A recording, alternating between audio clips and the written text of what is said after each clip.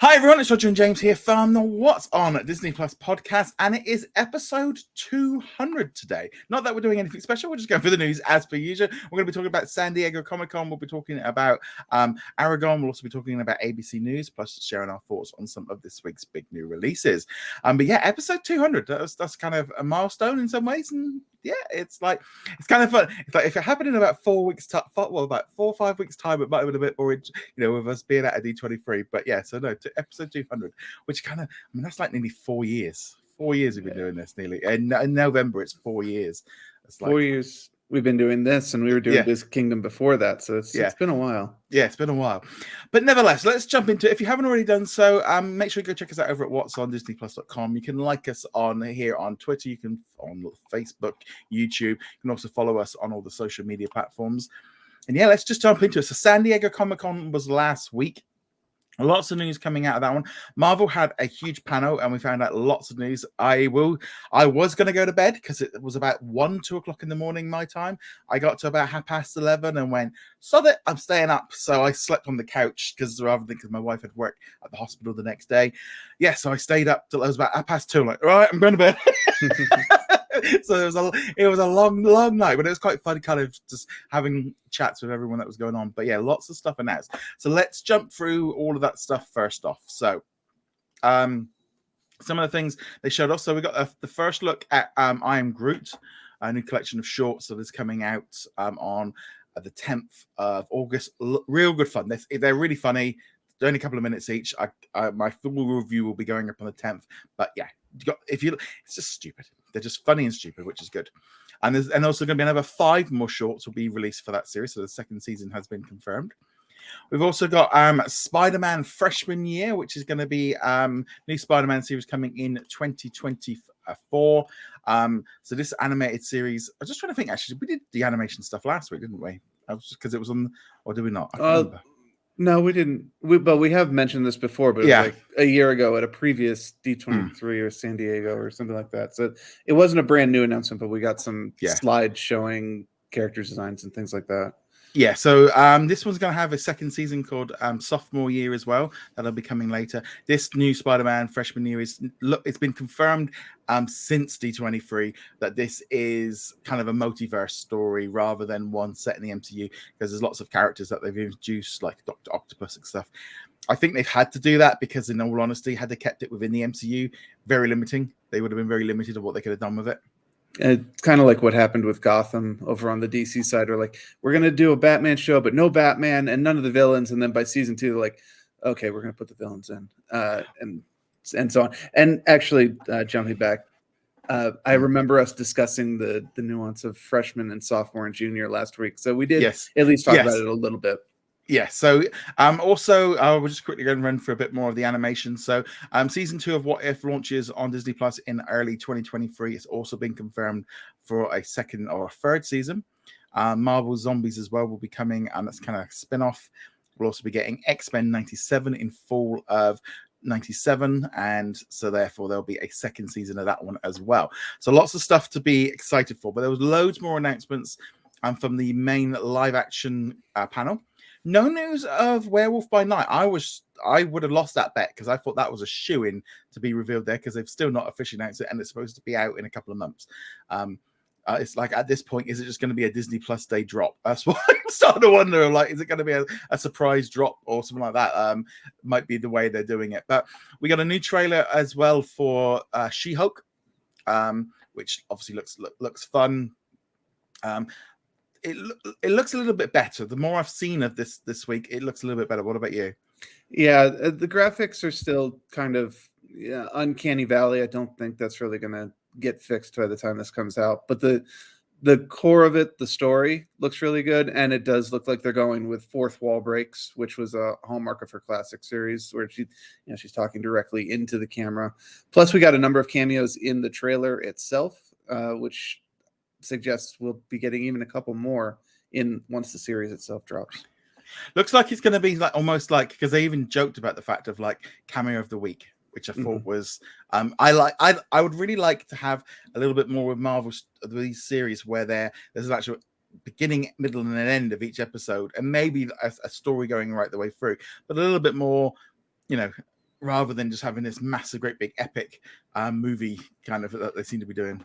Although we do remember a lot of the backlash against Mandalorian season 1 when it really was Monster of the Week with occasional episodes advancing over a plot, and a lot of people didn't like that. It caught us by surprise. I remember that, but by the end we're like, yeah, no, it's a lot of fun. But I think Disney kind of got the message that people want continuous narratives rather than Monster of the Week stuff. So I think they're going to shy away from that, unfortunately. Okay, right. So let's go through some of the other things that got revealed. So we also had the Black Panther Wakanda Forever trailer was revealed. So we've got like the teaser one. This trailer looks great. It's really kind of selling the idea that Black Panther is kind of dead and there's going to be replaced, but kind of hinting at it. You got Namor in there. You've got Ironheart. It looks good. It's really kind of caught a lot of people. I think, like this just looks great. Can't wait to see more of it. It looks very good. The Atlanteans and Namor, however you want to pronounce his name, will be interesting to see how they do. I've always found Namor to be a really boring character, honestly. So we'll see how they do with the MCU version. Normally, the MCU version is, when I've said that about characters or plot lines, the MCU has done a better job with them than the comics have. We'll have to wait and see. I would have actually liked a little bit more of Ironheart, but obviously this is not supposed to be her movie. I wanted to see what they were going to do with her for her show, which obviously doesn't have a trailer yet. Yeah. No. They have released some like action figures and some pop vinyls of her, but it's going to be like an early suit by the looks of it, and then it probably looks like Ironheart. She will get her suit, so kind of like a nice little Disney Plus series preview. But yeah, so that one's going to be the end of Phase 4. That was confirmed that would be the end.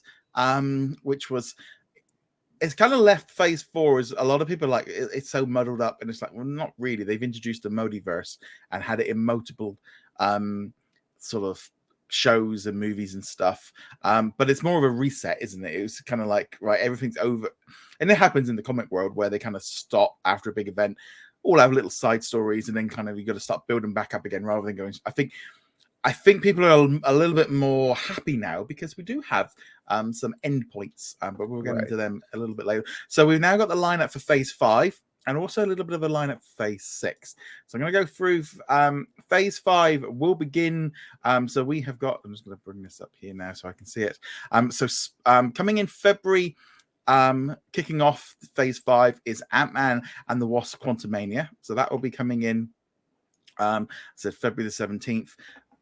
They got to see a little bit of a clip of this at San Diego. Obviously, they didn't release it online. Special effects and stuff are not ready. But yes, I think that one, I enjoyed both Ant-Man movies. So the more Ant-Man, the better to me. And also, Kang is going to be majorly important in this one, and MODOK. Yeah, I'm a little interested about how they're going to do MODOK, but I did like both of the other Ant-Man movies. I know Ant-Man and the Wasp kind of faded away. People kind of forgot about it. Honestly, I think it was a lot of fun, and I really want to see Ghost again. I'm kind of hoping she will show up in Thunderbolts to jump ahead a little bit of that there. Yes. We're also going to get Secret Invasion will be dropping in spring 2023. So this is the Skrulls with Nick Fury.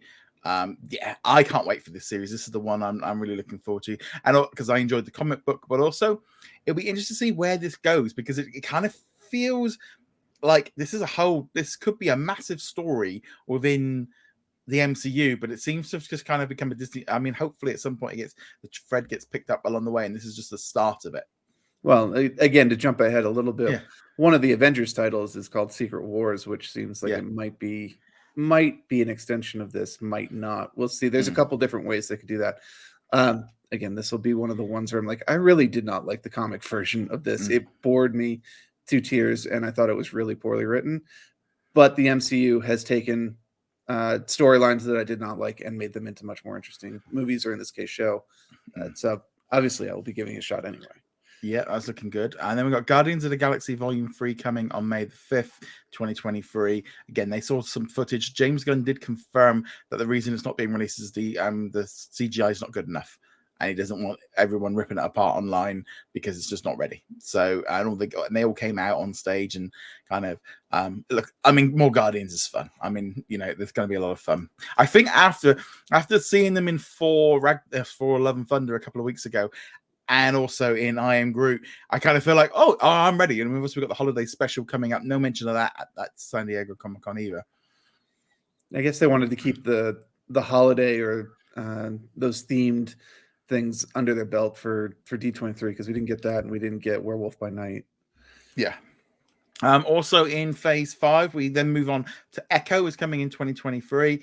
So this is kind of like the story continuing on from Hawkeye, but also like a stepping stone into another series coming up. That's a little bit later on that we'll talk about. Loki season 2 dropping in summer 2023. More Loki the better. I mean, I still think that's like one of the best of the Marvel shows so far. It was just on a different level than everything else. It felt like a movie. So I'm looking forward to season 2. It felt like a movie, and it also was very important to pushing forward one of the major plot points that will probably, again, jumping forward to an Avengers movie that'll be coming out in phase. Yeah, it's kind of fun to the idea that like the main villain was kind of introduced in a Disney Plus series for the next one. I've said this a few times. People are, well, it wasn't technically. It was the Matt. It's like, oh no, it's like in the mainstream world. The guy we saw in Loki was Kang. There's like what you want to call it. If it's played by the same actor, it's like, yeah, it's technically, but yeah. Well, no, the final scenes of Loki season 1 made it explicitly clear that it was Kang. They changed the monuments that were in the Time Bureau. The timeline had obviously been changed. Yeah, he's not called Kang in Loki. It's Kang. It's like, yeah, okay. Then we're getting the Marvels coming in July. So that will see the continuation of Captain Marvel with the basically lifting straight out of what we just saw in the finale of Miss Marvel, and also you're going to have an interconnection there with WandaVision as well. Looking forward to seeing that one, seeing where all this one goes. I'm looking forward to it. Go! Judging by the lack of Miss Marvel in the trending and especially in the streaming charts, a lot of people did not check out Miss Marvel, which is a real shame because it was a really good fun show. Even though we had problems with it, it's like just people just seemed to just didn't watch it at all. It had a lot of hurdles to overcome, and the buzz wasn't enough to overcome the hurdles. But most of the people who watched it did enjoy it based on the arbitrary Rotten Tomatoes and IMDb user ratings, which take them or leave them. But it stumbled a couple points in the middle. But overall, I really enjoyed that show, and I do hope that we will get more of the character past what we already know about for her recurring roles. And then in November, on November the 3rd, just before Thanksgiving, we're getting Blade. So it's been officially confirmed the date. Kind of funny, really. It's like they announced at the last San Diego Comic-Con in 2019, and then we've just had a date. That's all we've known. In 3 years, we've got a date now. That's literally as far as we know on that one. Moving on from there, in fall of 2023, we're then getting Ironheart, which is a brand new series with a new character being introduced in Black Panther Wakanda Forever. Kind of interesting with this one where we are getting 4...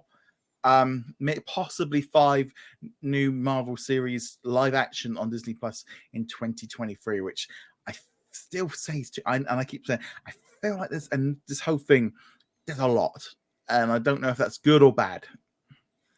As long as the quality is good, it's fine. If you see a noticeable quality dip, then it's obviously a problem. I don't really believe too much in the idea of like superhero fatigue. People have been crowing about that since like the first Avengers movie. As long as the quality is good, people will show up and watch. If they're just cranking them out to crank them out, you'll get initial success, and then people will stop having faith in it and drop down. Yeah, I mean, I got a feeling Secret Invasion might be the next big Disney Plus series to pull people back in. I'm hoping She-Hulk will, because of the connection with Hulk, and people feel a bit more familiar with the character. Because I mean, she's been around for a long time, and she's been. So hopefully that might bring it in. Moving on to winter 2023/24. So that one might be literally like Christmas, New Year, or then I wouldn't be surprised if it slipped into 2024.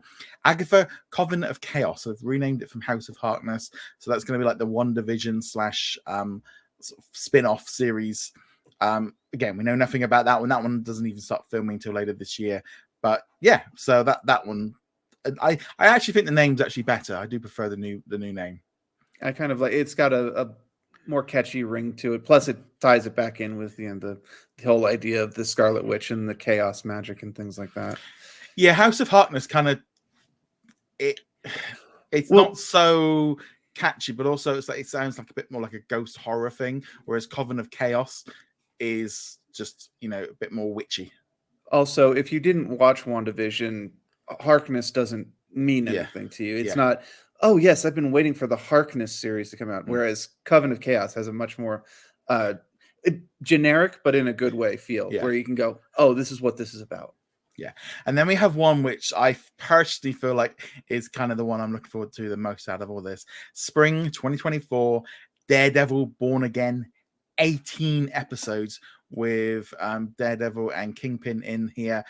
This one really cool. I mean, we've kind of known that they were developing it and they didn't spend all that money on Netflix to get these shows onto Disney Plus for no reason. But yeah, 18 episodes. I mean, how is this going to work? Are they going to do 2 episodes a week? Are they going to go weekly? I mean, for 18, 19, that's like 4 months. That's a long time. I love Daredevil. That was the whole reason I got Netflix. And yeah, this sounds good to me. And also with him being in Echo as well, kind of, and he's going to be in She-Hulk because he was spotted in the She-Hulk trailer. Yeah, looks like we're going to really Daredevil's really in. I think the surprise was that they announced it this far out. We kind of figured they'd let the character simmer a little bit, maybe make a couple more cameos like She-Hulk, and then we would find out that they were going to come back. But yeah, I haven't talked to a single person who's like, no, I can't believe they're bringing Daredevil back. What is this? This is a waste of their time. The real question, of course, is the one you already raised, which is 18 episodes. How are they going to do this? I don't see it as a two times per week, because then that's functionally just a single episode cut in half. But yeah, I had the exact same. Someone said that to us, like, yeah, but then what's the point? It's not 18 episodes then. It's just 9 episodes. It's 9 episodes with a potty break in the middle of them. Yeah. Either way, the real question, of course, something we've talked about many, many times in the past, is that series have been very bloated in the past using the Agents of S.H.I.E.L.D. or the CWDC shows, and hopefully, having announced 18 episodes, they have very specifically planned out 18 episodes worth of content, because we don't want to be talking like week 7, week 8. We're just going, this is such a filler episode. Yeah. What is going on? Why are they wasting our time with this? We do not want to say that. So hopefully we will have 18 very exciting episodes of a property I think we all are very eager. Yeah, I mean, to me, like in 18 episodes, you need 2 or 3 major storylines kind of and being ending in the middle. Maybe they drop like 3 episodes at the beginning and maybe drop like 2 episodes at the finale to kind of give a bit of a push at the end. They might, maybe even a bit of a binge, maybe pick them up into sections and stuff. Maybe do that. Kind of do what they did with Stranger Things, because it's going to be weird with this one because everyone's been used to the Netflix model for the binge. But I can't see Disney binge dropping 18 episodes. Yeah, it just doesn't seem right. And I will tell you right now, if they binge drop 18 episodes, no matter how excited I am for it, you guys are getting a review for like 4 episodes. Just saying. It's quite bad with that one. And then we're getting Captain America: New World Order, coming on May 3rd, 2024. So that one's looking good. Nice to have it confirmed. They also very, very clearly were like, this is Sam Wilson. This is not Steve Rogers. I think it's like this whole thing that came out a couple of weeks ago with this whole thing of like, we didn't spend all this time doing this just for it to come back, and yeah, so I think that's good. A lot of this stuff, and the next movie as well that was revealed was Thunderbolts, which is the end of Phase 5. July the 20th, I can't quite read that, 25th, I think it is, or 26th of 2024. That's going to bring together all the villains for like an Avengers lights kind of version, which, in all honesty, yeah, I mean, we knew about all of this. I mean, we've been hearing about most of this for a while. I don't think anything there was a really shocking. We knew they were making a Captain America movie. We knew they were making a Daredevil one. We knew they were making Thunderbolts. So it made sense for them to announce these here. Yeah, and there will probably be additional announcements over time as we get closer. Smaller series that don't need as much production lead time will get added in as well.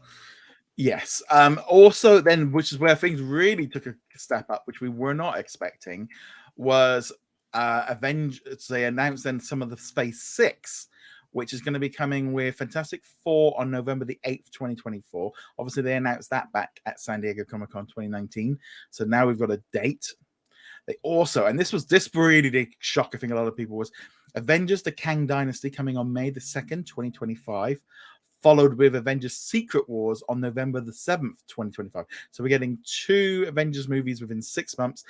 This is the anchor point, I think, of everybody then knows that this is because we know it's now the multiverse saga, that phase 4, 5, and 6 is the multiverse saga. That is what they're building towards. Everyone knows now there's Avengers movies at the end. They know that it's about the multiverse. We know we've got Kang. It kind of like put a lot of the problems that people were starting to go, well, I don't know where it's going. I can't work out. Like, you can't work out the multiverse. That's we've had enough of it already. But so now we know that those are the dates that they're putting in. They are going to be more announcements at D23 Expo. They got a presentation there, expecting some more things to be announced. Plus, also cast, direct. I wouldn't be at all surprised if we find out who the Fantastic Four are. Maybe information about who the Thunderbolts are going to be, and generally just filling out that number a little bit, because while that is still a way away, and there's a whole other D23 before. When would it be? It'd be 2020. Yeah. So the next sort of D23 will be just before Fantastic Four. So I'm not expecting too much on phase 6, but in some ways, to me, it would make much more sense for them just to put out the logo and a name and be like, we're doing Nova and we're doing this and we're doing that. Because if it's going to just drop on a deadline article on the middle of a Tuesday, you might as well get a bit of a bump from it. Right. Yeah.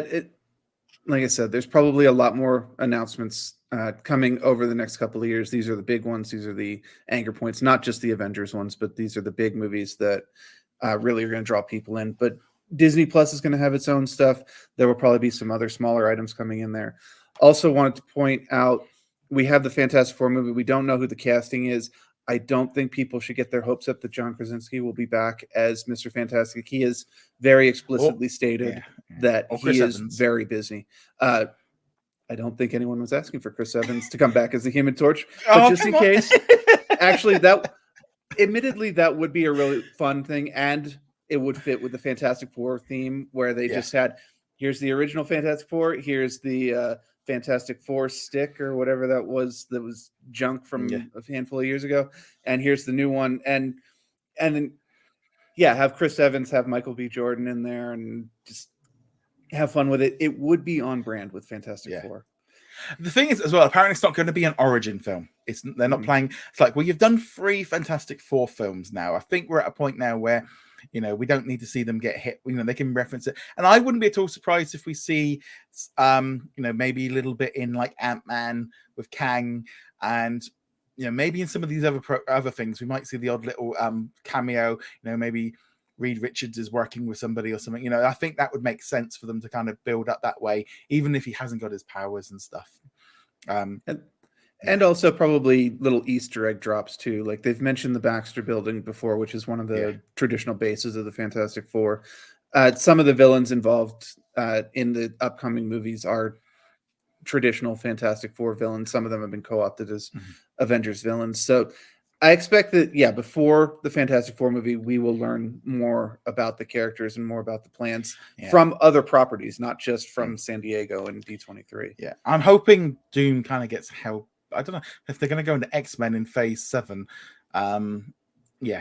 It's going to be Doom could be the bad guy of phase 7, 8, and 9 if they really wanted to. He has enough clout and overarching power to do that. But if Latveria, his fictional country, has not been established at this point, I'm not entirely sure how they're going to do it, because he is supposed to be a world power, even when you first meet him.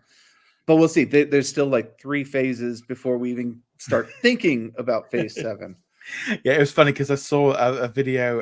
Brandon from comicbook.com was talking with Kevin Feige, and he said, are you going to do the X-Men for phase 10? And he goes, you want to wait that long? I don't. That would annoy people just for that little Easter egg drop at the end of Miss Marvel. We're like, you have a mutation. I'm like, oh, Okay, X-Men are coming soon. Awesome, thank you. Yeah, it's gonna be packed. So there's a lot to take in there. Lots of stuff. With obviously all of this stuff's going to arrive on Disney Plus at some point. We've got all these new series, and there's going to be more series and stuff. Hopefully there'll probably be some specials and little bits and pieces going along the line. But yeah, I said to my wife, because I went out with my mum and dad the following day, and I was like eating a roast dinner out for lunch, and I went, oh, I barely slept last night because of all this Marvel stuff. So I was telling my dad, I said, yeah, Dad, there's this Marvel stuff coming to Disney Plus for at least another 3-4 years. It's just like, oh, really? I said, yep. I said, it ain't going anywhere. I said, make sure you watch Miss Marvel. No. As I said before, keep the quality up, and people will continue to watch. That's the bottom line. If they let the quality dip off, and obviously they have no intention of doing so, but we saw what happened with Star Wars as well. People will continue to watch. People will continue to get excited. Yes, there was a lot of grumbling. Oh, Phase 4 is unfocused. Like, no, well, now you can see where the threads that they were planting going. You know, the stuff with Julie Louis-Dreyfus is going into Thunderbolts. Yeah. Things like Loki are going into the Kang Dynasty, Secret Invasion, and things of that nature going over to Secret Wars. And yeah, because there's been a lot of talk about Secret Wars or where they might go, because obviously the 1980s version, the original one, was much more commercial, with it just basically being there to be a comic book series to sell toys and to repackage a load of characters with new like Black Suit Spider-Man, you know, all of this kind of stuff.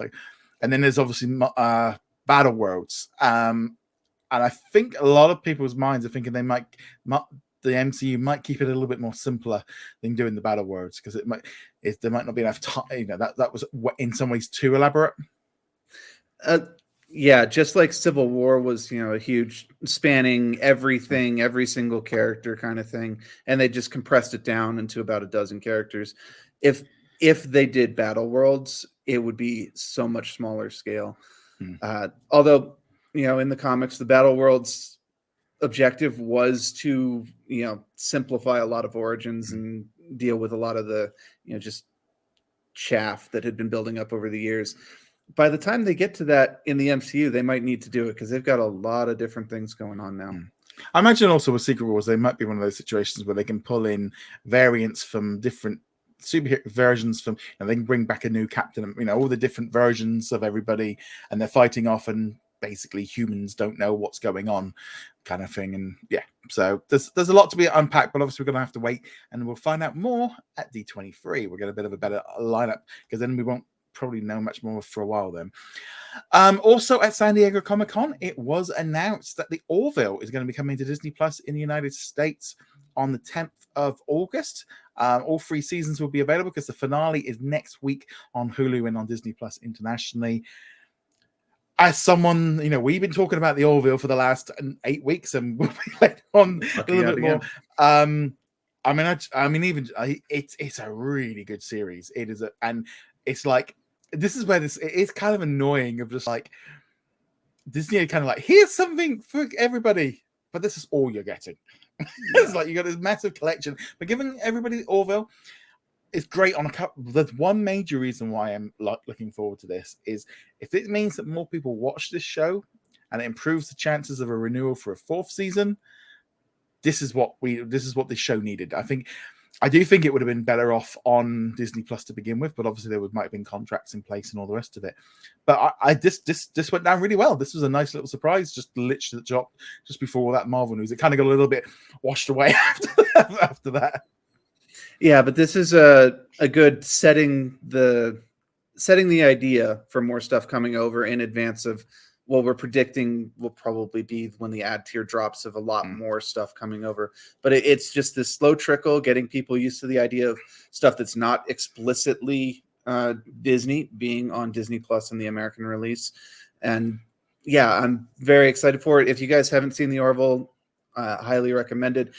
The first season in particular does have some rough patches, some spots where they aren't as good as they could have been, but it was very much a trying to find its voice kind of thing. And then season 3, as much as we're enjoying it, is a big departure in terms of tone. The humor is almost entirely gone, except for bits and pieces here and there. Yeah, because I remember saying this to my dad because he's a big Trekkie, and I said, watch Orville, try and go through season 1.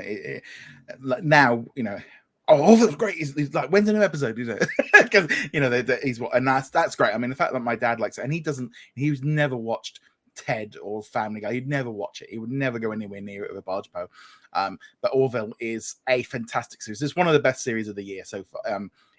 I mean, again, this week's episode, this is like movie quality. We're getting proper space battles. It is basically Star Trek without Star Trek. It's just a lot of fun. I just really, really enjoy the series. So this is a really good addition for Disney Plus for the US. It's a Star Trek without having to worry about several decades worth of backstory, and also allowing them to go after some issues that Star Trek has been kind of unwilling to go after yet, which is interesting because part of what made the original Star Trek so special was it did tackle a lot of these things, and current Star Trek seems to be a bit more of directionless. Although, again, broken record here, Strange New Worlds was a step in the right direction for that series.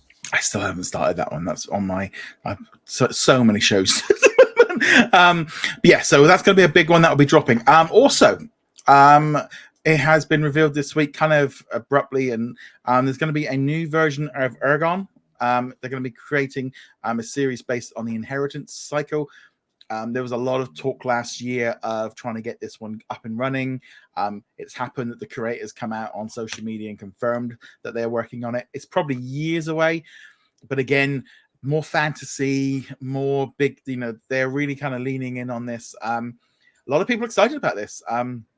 It's that kind of thing of, there's 4 books, there's a lot of story there, and, it done properly, it might work a lot better this time. The movie was awful, but that doesn't necessarily mean the actual story of the original book was. I think that's why everyone hated the movie a lot. Was same thing with the Percy Jackson's one, where the movie didn't capture the book. So I've never read. I've tried to read the book, the first one, a couple times. I could not get into it, but I know a lot of people who really do love that series.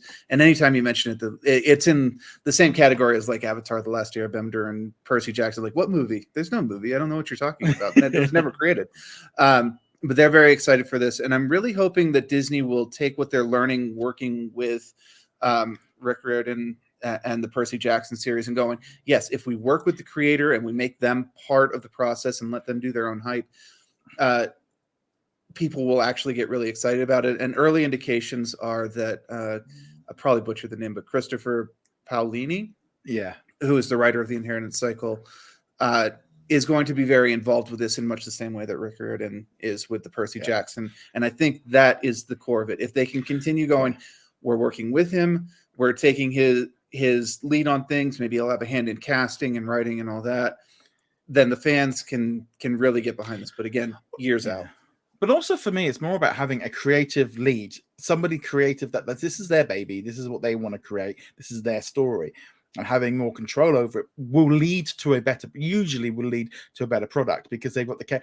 If you just keep randomly putting, chief executive in, right, we want a franchise, we want 7 films out of this or 7 series. Well, if you let the creator do it, you're more likely going to get it than if you just put some random executive in that just, otherwise we end up with another one of the, what was that one last year? The one that we all Artemis Fowl, that kind of thing where, they planned a franchise before they'd even got the basics sorted. I think we're finally at the point where companies are realizing you don't have to chase after Harry Potter anymore.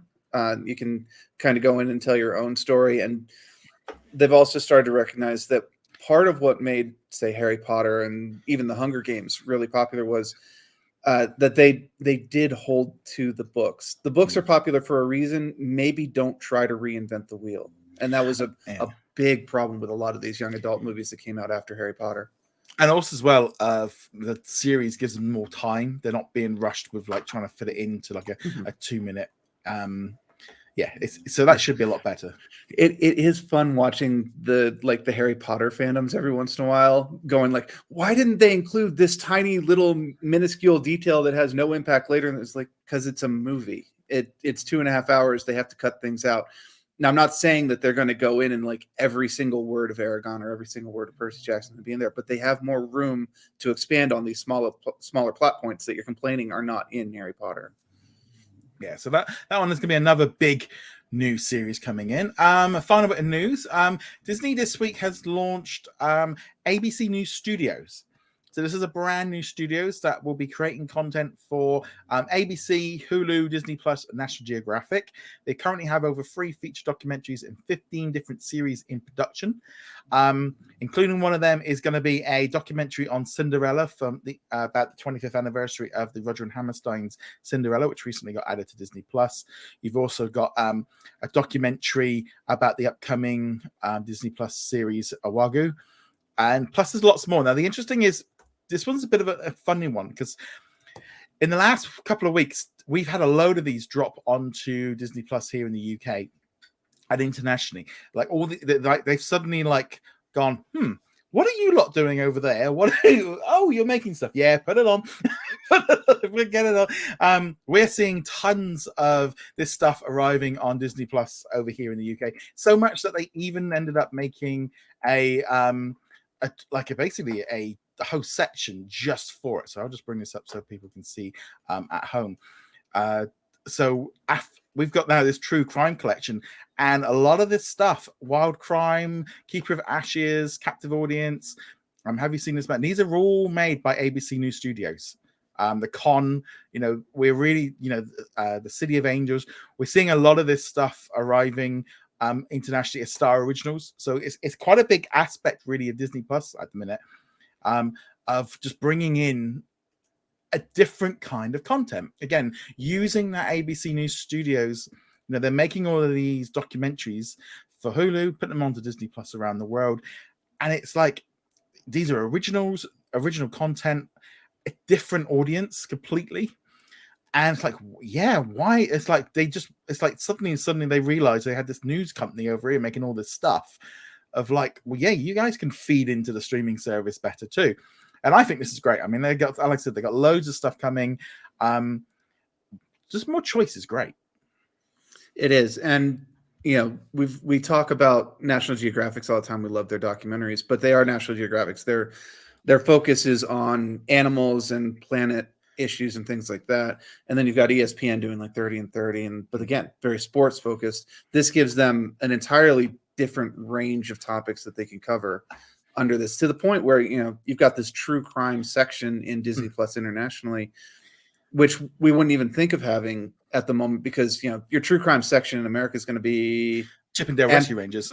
Chippendale Rescue Rangers, yeah, that's probably about it.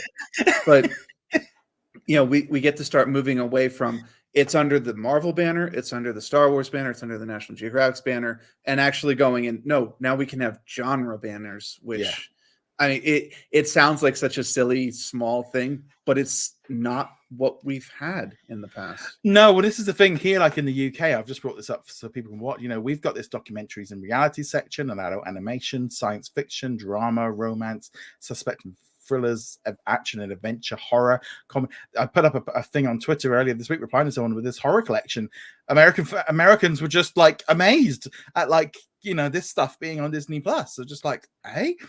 But yeah, this is what Disney Plus is like when you unleash the beast. When you unchain Disney Plus from being a child's show. And it is, there's a lot of great stuff there. But I personally thought this ABC News stuff is like, there's a lot of people not paying attention to it. But I know internationally there was a lot of people going, oh, we've been watching all this stuff lately. This is some good original content, and it's something different. It's exclusive, and it's separating Disney Plus from other platforms of like going, you're giving us more choice. It's not all just dramas, it's not all just kids shows, it's not just movies. Oh, now we're getting some like documentary stuff that's not National Geographic. It's not going to hit a big audience, but this stuff is a lot cheaper to make. But yeah, no, I think this is great. This is again just feeding the beast, feeding the streaming services. Yeah, and worth pointing out, you had the true crime up. That's not the only kind of documentary they're going to be putting up. There will be other documentaries that you may want to share with your kids, or you may want to share with teenagers, things like that. So it's not strictly going to be only Murders in the Building real life edition. Or Yeah, like I mean, like I said, there's like one around about Cinderella. There's one about influence culture through like first through social media. There's ones here about was it like a grails of opening up a golf course? There's the Explorer one that we recently saw that got added to Disney Plus a couple of weeks ago. With National Geographic going around the world doing stuff. There's crime stuff. There's all kinds of things. But yeah, that it's just exciting just to have something different. And a lot of people are enjoying it. It's not the biggest thing, but it's still original content, which is what Disney Plus needs. I would not underestimate the value of true crime, though. True crime has become one of the staples on Netflix. They seem to have one every couple of weeks to the point where it's now a meme. And obviously, the true crime podcasts are massively popular. So it's a different audience. You're not going to put little 8-year-old Susie down and watch somebody get dismembered and explain, how it happened in real life. But there is a very big audience for this kind of content. Well, I mean, currently I'm watching Under the Banner of Heaven. The Dropout was another big one. These series are big. The Staircase recently on HBO, that was based on a Netflix documentary. There's a lot of great stuff coming in this way.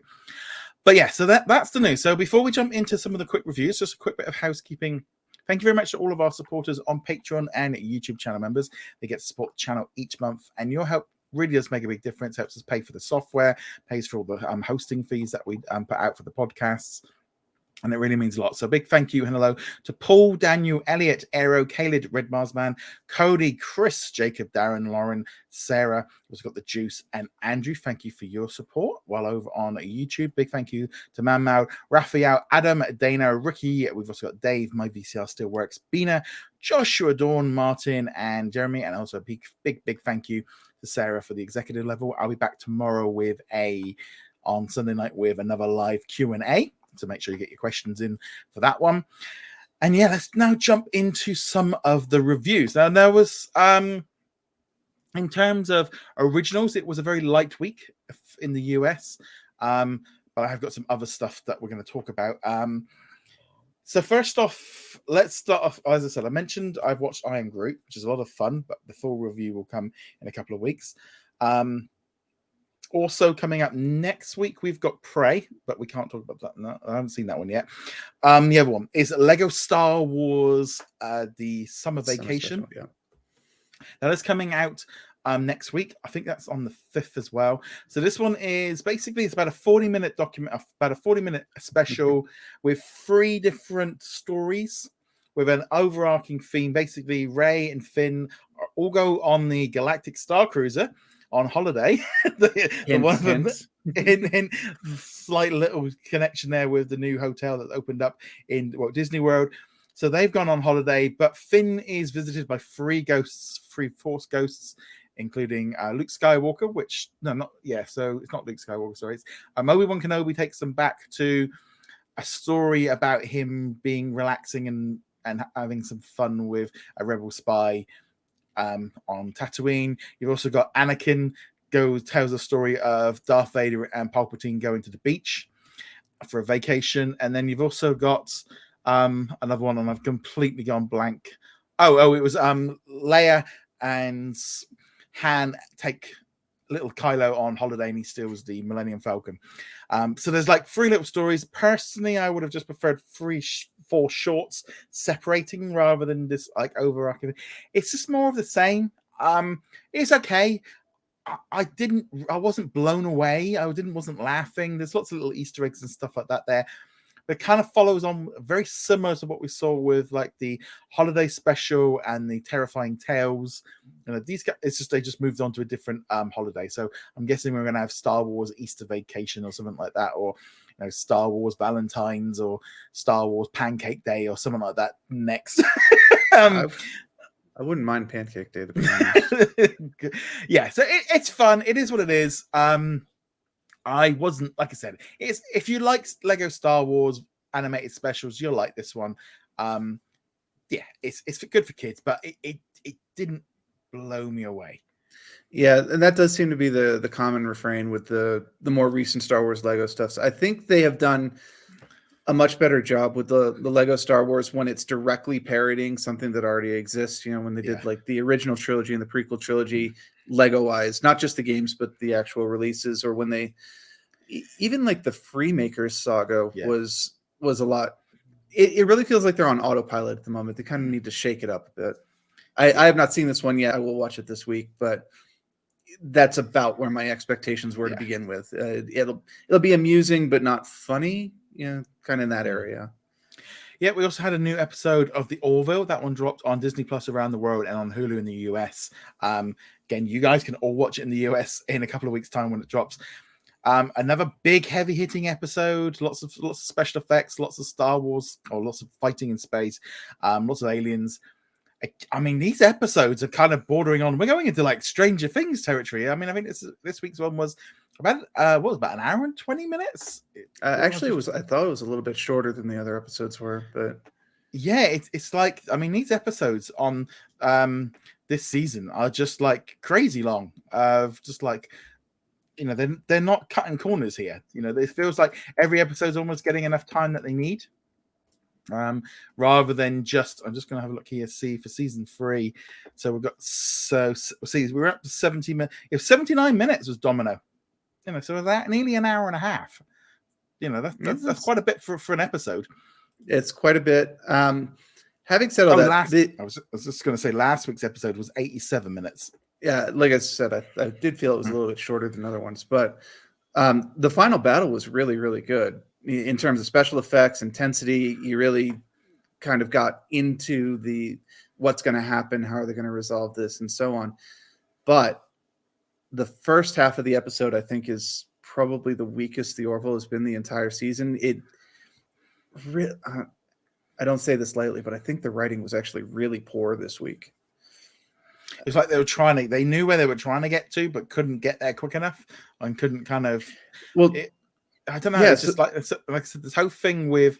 I did find the whole thing of going, whoa. We went from like trying to wipe them out to then taking them on to then take out somebody else. It was like, no, this. I mean, obviously we're going to have a big setup for the big finale next week, where obviously they're all going to have to come together at some point. But it did seem very naive of the Federation, whatever they want to call them. It was just like, you guys are massively. You've got 3 different teams that hate you, and I don't know. It was a bit of an odd one.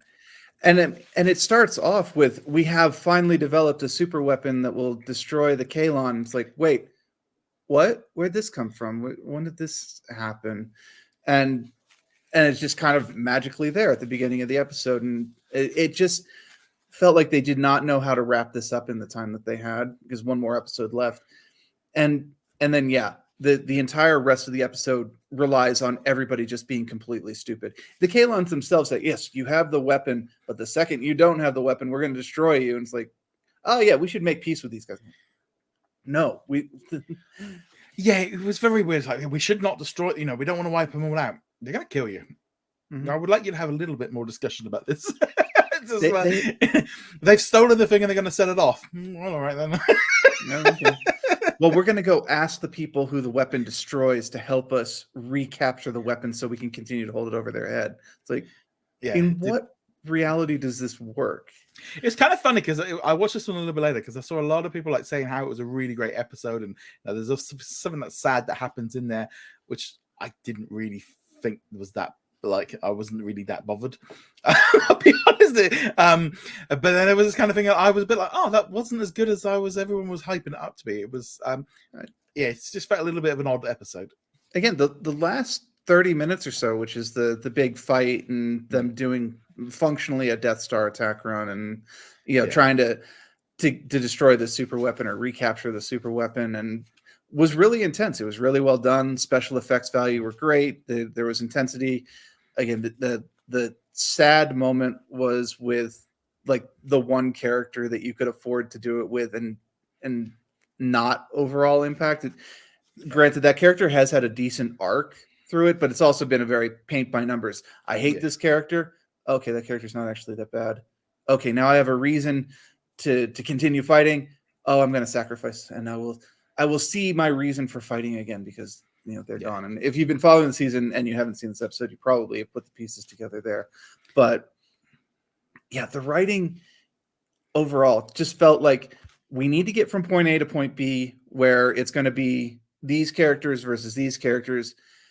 Just throw something together to make it happen, and then we'll skate by having a great fight at the end. And it's like, because I actually got to the point where I was like, I'm going to pause this and go do something else for a while because the writing is annoying me that much. And it finishes strong, but the how we get there is, bluntly, it's awful. It is really bad writing.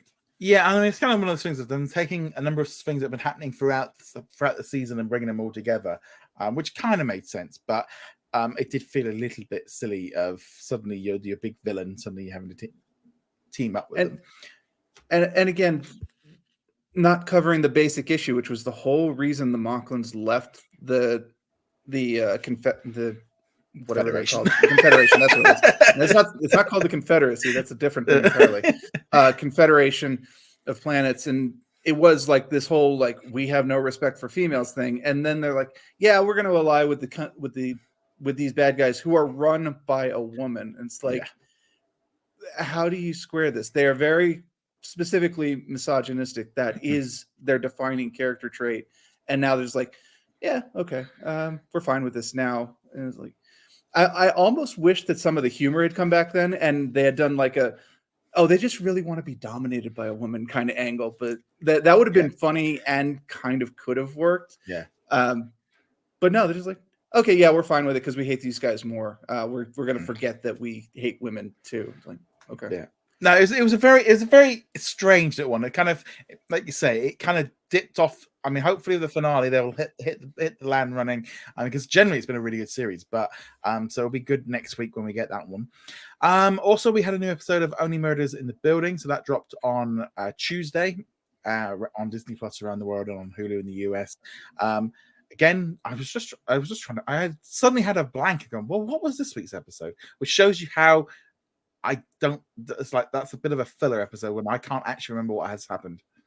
There were some pieces moving around, and obviously there was some talk about Kara's character, what her motives there are. But yeah, I had the same thing where I was like, wait, I need to remind myself what happened, which is not a good sign when you're doing such a plot-heavy series like Only Murders. So not one of the better episodes. Yeah, it's kind of just like moving everything forward. I think a lot of it was just setting up Selena Gomez's character, and obviously the big reveal with Kara kind of turning on her to kind of take some photographs, which seemed that was a really weird scene. Honestly, it's very odd. But so let's see where that series goes, because that one it definitely felt like this week was like, oh, this is just moving the things around a little bit to get things sorted. Right. There is, of course, the important bit where they have the little paint bomb, the glitter bomb on who is maybe the villain, probably the villain. And then, of course, ending with the cliffhanger of confronting Selena on the train and where that led with the cliffhanger into next episode. We'll have to see. Definitely not one of the stronger episodes of the series. Also this week we had a new film release called Not Okay, which was released yesterday on Hulu in the US and on Disney Plus around the world. It's a general theme this week of all the good stuff. A new film that's kind of is a little bit like influencer kind of based about the pitfalls of fame. This girl, depressed, has a real bad. She's just not very happy. She's just not got what she wants. She's not really. But she's not only is she doesn't have what she wants and she's depressed, but she's not really kind of making friends because she's just her attitude is not great. So she ends up kind of faking going to France on holiday on social media, which she can't because she can't afford it. So she's just trying to impress a boy and trying to get some Instagram likes. All backfires when a bomb goes off in Paris, and of course she's then pretending that she was there, and she suddenly becomes this online hero. She ends up meeting up with a school shooting survivor, and they become friends. And then slowly, she starts to come around to the idea of what she's done, owns up to it, and then the consequences that come away from that. this like this a bit of a weird one for me because it's like I liked it in some respects. I like the basics of the story. There was some stuff that I wasn't so keen on, but it felt a little bit bloated. It could have done with some trimming. In some way, the friend didn't. I don't know if the school shooting thing was needed. It felt a little bit kind of forced into it. I know, and the whole thing with the boy. I mean, he was just like completely pointless because he was a douche. He's the motivating influence. He's the why she's doing this in the first place. Because he said she wants to impress him. Yeah. He's not even following her Instagram before this happens, and then she's in France, quote unquote, and he's following her at that point. So yay, she's happy and kind of, and then of course it all explodes from there, and he kind of drops away. I think the school shooting survivor, the idea, even if they didn't quite execute on it, was supposed to show her, what an actual tragedy survivor is like, and kind of put a mirror up to her and go, no, this is not you. You are pretending to be this, and this is the trauma of what going through one of these things actually looks like. But I don't think they quite pulled that off properly. Yeah, it would have been nicer had she not been pushed into coming out. That would have been a bit more, because I think like the redemption arc, it was a little bit like, so she's been found out and she's come clean, and then it was like even the end of it, and I didn't really feel like she really kind of grasped it a bit. She was still, she deleted all the social media and had to move in with her parents, and that kind of was like, okay, so she failed and she's lost everything from it, but she still ended up, I don't know, it was a little, it was a bit dull in places. It wasn't much of a comedy. It was more of a dark comedy. Again, perfect for just straight to streaming. Probably could have done with a little bit of clipping to make it a little bit shorter. In some ways, it's like with a little bit of tweaking, this could have been like an episode of like American Horror Stories or something like that if they tweaked a little bit. And the guys, somebody, yeah. I mean, this I would say Black Mirror basically did. Black Mirror did it better, honestly. Yeah. Heck, the Orville did it better with the episode in like season 1 or 2 where they landed on a planet that's controlled entirely by upvotes and downvotes, and it's like, and mind you, I didn't even really like that episode very much, but they did it better than this did. There is the core of a good idea here, but yeah, it needed some additional editing. It needed some tightening up and some focusing. I will say the actress, and I don't know her name offhand, the main actress. So Zoe Dutch. Something like that, yeah. Zoe, definitely. She did a good job, because this is not an easy character to portray. You're not supposed to like this character. She does not get a redemption arc. No. They kind of hint at it, and then she just falls off, and it's like, no, this is not my fault. This is other people. And it's like, okay, all right, whatever. Zoe does a very good job of portraying this, because at the end of the day, you're supposed to hate the character, but you're not supposed to hate Zoe. And I think that she finds that pretty well in there. Yeah, it was a very strange one, because it's also one of those like weird things of like, for some reason, like we weren't giving them early, and some of them in America were. There's that kind of weird thing of like, okay, if we're not seeing it beforehand, that generally is not a good sign. But yeah, so it was okay. I'm glad I watched it. I feel like I understood it a little bit more, because obviously with doing like YouTube and social media, so I'm much more aware of like what can happen and hearing stories of when things go wrong.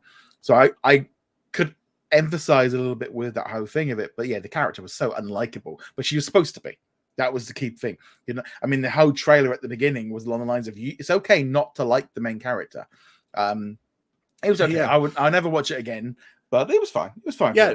One of the warnings at the beginning was unlikable female character or something along those lines. Like, I don't think I've ever seen that warning before, but it does prime you. You are not supposed to root for this character. You're not supposed to root for the guy, even though he kind of just disappears. I think he's based on a real life person who was, a complete jerk in real life as well. And you are supposed to react appropriately to the trauma survivor, to the school shooting survivor. But ultimately, her purpose in the story is simply to push our main character to do the right thing, even if she doesn't really.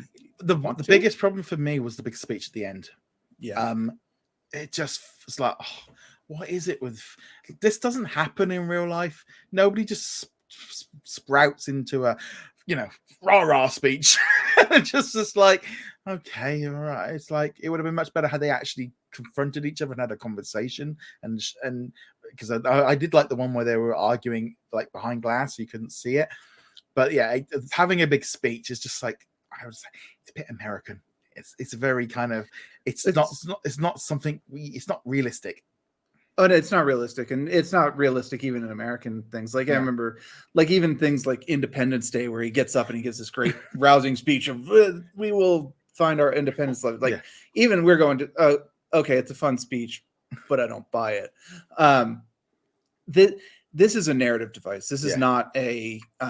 This is a way Americans do it. It's supposed to be the wrap up to the story. It's supposed to be her explicitly stating what she's quote unquote learned, because she hasn't actually, but she says she has, and kind of give us an impression of where things are going. It's not supposed to be, I don't know, Kim Kardashian or whatever is going to get up on Instagram and give this rousing speech about why she should be allowed to fly in airplanes for 17 minutes and then land, or whatever the current thing is. I don't even know if that was Kardashian. Yeah, that was the youngest one. Either way, that's it. Either way, we're not going to get an Instagram where she just espouses upon how terrible she feels and how awful it is and how much she's learned from it. That's not a thing. This is strictly for storytelling purposes, to wrap up the story, because otherwise we'd have another hour of her just dealing with the consequences. No, it was okay. It was fine for what it was. But yeah, so that was, I think I gave it a 3 out of 5, because it was just like, it was okay. It wasn't terrible. My wife did at one point say, "When is this over?" So that was at one point where I was like, "Okay." So yes, this is like, yeah. The trouble with this type of movie is they do tend to get kind of like oppressive in how you're feeling, because there's very few bright spots in it, and at some point you're just like, I'd rather be doing something a bit more fun and happy and maybe even brainless. Just blow some stuff up. And this is not that movie, obviously. No. And also, just before we go off, I'm not going to do a full review, because obviously, but I've watched a couple more episodes of Under the Banner of Heaven, because the entire series dropped here in the UK on Wednesday. So I've watched a few episodes of that one there. Very hard hitting. It's hard to watch back to back. We kind of need a few days between episodes, because they're actually quite intense. I mean, the actors and stuff, this is top level actors, but it's very hard. It's very hard to watch. Yeah, if you guys have only ever seen Andrew Garfield as Spider-Man, this is a very different role for him. Now, if you've seen him in other movies with a similar bent, then this is in line with those. The one thing I was curious, even when I was watching it, I'm not going to comment on specifics because I have no idea where you're at, and honestly, it's all blended together at this point. Mormonism and this kind of religious community is very American at the moment. Utah is basically Mormon land, large portions of Colorado and so on. But this is not something that you guys in the UK and Europe deal with very much. So it feels very weird. It feels very like intense. It's just like we don't really have this in the same level here. And it feels quite like, whoa, this doesn't, it's like, it's quite uncomfortable sometimes watching it, because as I said, we're just not used to this and it is how, that's why we're probably finding this. It was very similar. I think like we're watching like Filthy Rich was another one that kind of was very similar to this one. And also The Eyes of Tammy Faye. So I've seen quite a few of these things recently, and it's quite an eye opener, and it's quite, it's very interesting to see how this works, because again, we know it's just not something we see so much over here in the UK of how all this works. It's quite strange of how far it goes, because it's very interesting. It's fascinating to watch, because it's just like, wow, it is very interesting. And how much the police side of things has to give way to the religious side of things, and like, well, technically it's our right to do this, but if we do this, we will lose like all of our witnesses. We will lose, anybody willing to talk to us, and so on and so forth. It is an interesting series. It is worth pointing out. It is based on a true story, so it's not just kind of going. I think there might be some dramatization. Like I said, based on a true story. Anytime you hear based on a true story, you should automatically add on, with things that make it more interesting as a Hollywood story onto Yeah. the end of that phrase. You know, based on a true story does not mean it is an accurate portrayal of said true story. Yeah. But no, I'm going to be carrying on with that one. It's a really interesting series. It's kind of very gripping. Unfortunately, I'm going to have a little bit of a tangent here before we go off. It's a bit of annoying, this whole thing with some of the release dates, especially for here in the UK and internationally, of what's going on. It seems to be really hitting with some of these FX shows. Like Under the Banner of Heaven, we got you guys had it a couple of months ago. We just had it confirmed the Old Man is coming at the end of September for us. And then it'll be weekly. So it doesn't end till November. And it's like, it's already ended in the US. It's like, why are we being made to wait? Mike, the new Mike Tyson series, they're holding on to it until Disney Plus Day and then they're going to drop 6 episodes at once to super catch us up. It's like, why not just put us on par with the US? Yes, it's a little bit like we haven't got the Bear. I don't know about the Patient yet either. There seems to be a lot of, and Reservation Dogs. It seems the FX series are the ones like all over the place a bit at the minute, and they haven't kind of sorted out the global strategy. I don't know, and I would be like, I'd be saying, well, they just maybe don't want to put it on Disney Plus until it's finished on Hulu. But then why put it out in one country? It's very frustrating to seeing all this, like, you know, not being able to, like, and it's hurting the show, I feel like, because, you know, you got people not being able to talk about these shows properly. And then like the Old Man, it's supposed to be really good. But it's like, well, I'm not going to see the finale now till November. You know, and it's like, it is just frustrating with and there's a whole other thing as well with the UK release dates. For some reason, they've decided they're not going to be giving out monthly lists anymore. So we're just going to be guessing every week what's coming. And I was like, what? Okay, we're just going to guess what's coming to Disney Plus now in the UK every week. We'll know the originals, but that's pretty much all we're going to know. So it's going to be interesting to see what happens in the coming weeks and months ahead with the UK market of what we're going to be getting, because it's going to be fun every day of the week for me to find out what it is. It's a mystery drop. It's a loot box drop every single day. Yes. Yeah, I have to assume that this is some sort of distribution agreement that FX has with another company, or maybe it's stuck in a limbo somewhere, because there's no other logical explanation for all these to be held on to. But it makes no sense, because like Pistol was on track with us, but it's like this weird thing of like it has to air on an FX channel first, maybe in the US. I don't know. I can understand it, because like some FX shows are still going, like What We Do in the Shadows are still going to like the BBC over here due to existing contracts. I can understand with that, and Breeders goes to Sky over here as well. But it does just seem like really weird. Like FX have really got to. They're not thinking global. I don't know what's going on with it, but that's a whole other rant about FX. But it just seems to be primarily. I mean, ABC shows aren't that great either. But yeah, it's something Disney really need to start looking at a little bit better for a global release for these big shows. I would at least like them to comment on it. Now, obviously, you know, we're coming up on what, year 4 or something of Disney Plus. You know, it's if they have not commented on it by now, they're not going to. But this has been a common refrain even since the beginning of like, could you at least say we acknowledge that it is a thing? You know, we don't need you to do a deep dive on why it is, but just go, we hear you. We understand it's a problem. Our hands are tied at the moment, but we're working towards getting it so that we can do global day and date. That's all we need to hear. Yeah. Honestly, we just need to hear that they know. I admit it's like, but in some ways, and this is kind of the excuse of we need to sort it out in existing contracts.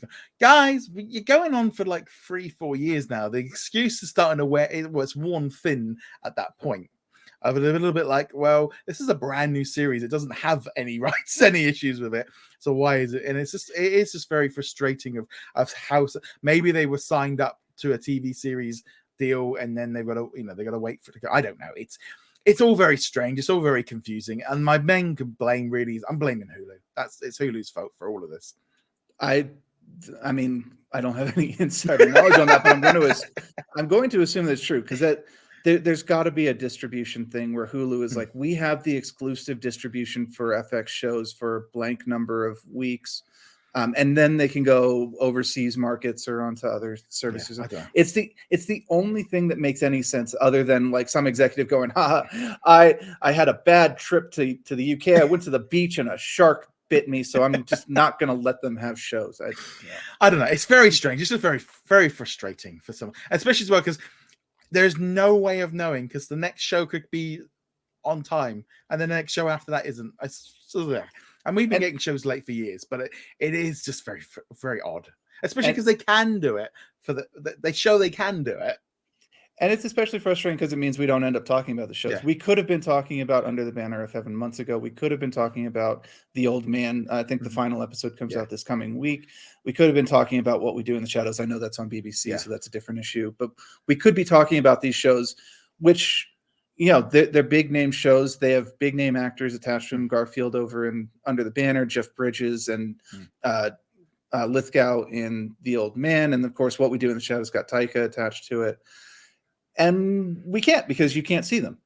Yeah, but also as well, it has another effect of it slows down the conversation online because it's then only happening in one country. People can't talk about it globally. I mean, I have a couple of group chats, and we're from all over the place. We're from all over the world, and we're all talking about Marvel and Star Wars episodes, you know, without any worry at all of what it is.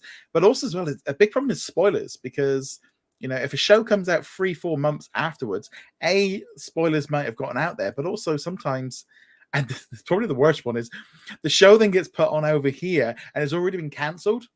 So what happens then is the numbers do even worse because everyone goes, well, I know I am like that. It's like, oh, it's been cancelled. I'm not bothering with that. You know, I mean, we know Old Man's going to get a second season, but it is a problem sometimes with shows. We've had it with quite a few Star originals. Where they've been cancelled before they've even been released, or they're only like one episode and this show's been cancelled. Well, I'm not watching any more of this. It's pointless. I'm not wasting. You know, it's like it might be good, but I'm not wasting any more time. But that's another rant. Yeah. Anyway, on that note, guys, thank you very much. We'll be back next week with another podcast episode. Obviously, you can keep up with all the latest news on our YouTube channel and on the website what's on at disneyplus.com. You can like, follow, and subscribe, and we shall see you guys soon. Laters. Just like all the shows in the UK. Yeah. Thank you very much for watching this video. Make sure you go check us out over at whatsondisneyplus.com. Like, follow, and subscribe. Also, a huge thank you to all of our supporters over on Patreon and also on our YouTube channel memberships. And I shall see you guys in another video. Laters.